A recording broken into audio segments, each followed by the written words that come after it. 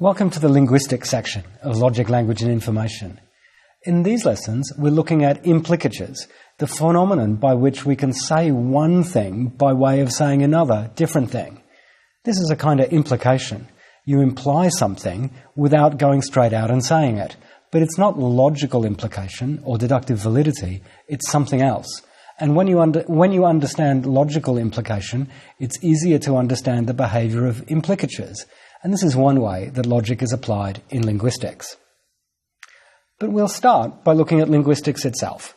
Linguistics is the study of language in all of its aspects, ranging from domains like phonetics and phonics, the study of the sounds involved in the production of words, of morphology, the study of the structures of words and the way words are modified and manipulated, syntax, the study of how words are combined to form phrases and sentences, semantics, the study of meaning and how it is that words and other linguistic structures get their meanings, pragmatics, the study of how it is that different contexts of use contribute to meaning, to discourse analysis, which studies the way these meanings of sentences can be combined into larger structures of discourse.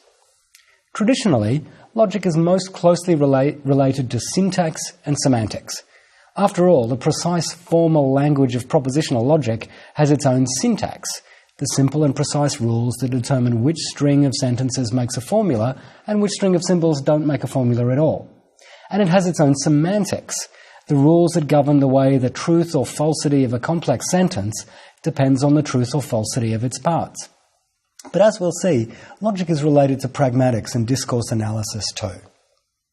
The modern understanding of the connection between logic and natural language at least goes back to Noam Chomsky, who in 1957 claimed that the complicated structures of natural languages that we speak, like English or Chinese or Hindi, can be fruitfully described as formal languages, just like the language of propositional logic, but significantly more complex.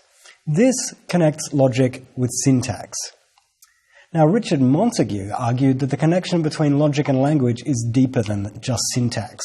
He claimed that there's no important theoretical difference between natural language and the artificial languages that we study in logic, and that it's possible to understand both the syntax and the semantics of both kinds of languages within a single, natural, and mathematically precise theory.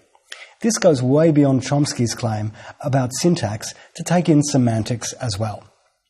Now, Barbara Partee is a contemporary linguist who works at the intersection of linguistics and logic. She helped develop the work of Richard Montague on giving a logical syntax and semantics for different phenomena in natural languages. And she showed how formal theories of syntax and semantics are intimately connected to each other. She also recently wrote a wonderful essay reflecting on the last 40 years of work in formal linguistics. I encourage you to read the whole thing. It's filled with insights into how the discipline of linguistics works, like this reflection from the philosopher David Kaplan. He said, "Linguists are like vacuum cleaners, and philosophers are rather like black holes. Philosophers react to every theory by constructing arguments against it.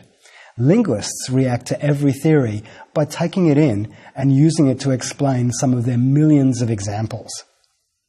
Now, this happens because linguistics is an empirical science, and it needs data, those millions of examples of different ways that languages work, in the same way that in biology you need to pay attention to the abundant variety of different living creatures. Linguists find language data in different bodies of information, different corpora of natural language examples in use, such as in books, or in newspapers, or these days all over the internet. These corpora give many different examples of how we use words and sentences. But the data for linguistics isn't just found in these big databases of the written word. Linguists also make use of the judgments of native speakers of a language, judgments about what's grammatically correct. When you see a sentence like, "Who did a book about impress you?" if you understand English well, you'll know that this isn't a good sentence of English, but you might be able to make some sense of it. It's asking who, of all of the people written about in books, has impressed you. You can make sense of the sentence, but you still judge it to be grammatically incorrect. The same holds for "this sentence no verb." It's obvious what it means, but it's not playing by the usual rules of grammar. Linguists study these judgments and use the answers that people like you and I give to form theories of how grammar and syntax work. The same goes for semantics, for the study of meaning. When you see statements like, "I saw elephants in my underwear," or "I gave her cat food," you can see that they can be interpreted in different ways. Perhaps, "I saw elephants while I was just wearing my underwear." That's, "I saw elephants while I was in my underwear." But maybe it was a very small toy elephant and I found it inside my underwear. I found elephants which were in my underwear. This sentence is ambiguous between these two meanings, and sentence ambiguity gives us an interesting insight into how sentences acquire their meaning. The same goes for, "I gave her cat food." That could mean that I gave food to her cat, I gave her cat food, or I gave her cat food.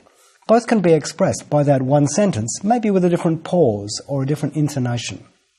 Here, you see the contrast between the unambiguous but inflexible formal language of propositional logic, where everything can only be read one way, and the flexible and ambiguous natural languages that we speak. Formalizing a sentence forces you to be precise and unambiguous. You need to put those brackets in somewhere and choose between the ambiguous readings of a sentence if you're going to isolate a single form for that sentence. Now, this is one example of formalization, making something formal. And that's just one way that logic is applied in linguistics. Learning how to properly use the tools of formal logic in linguistics is an art, not a science. As Patti says, formalization is an excellent thing in moderation. When there's too little, our claims are fuzzy and our argumentation is sloppy. But there can be too much formalization or premature formalization. So one shouldn't hesitate to share ideas in an informal state. Looking at things from many points of view may help a good formalization emerge. Now, applying the formal tools to natural language requires paying attention to the data of language as it is and learning to focus on the structures that are there, which can be usefully treated formally, so the right kinds of formalizations are used.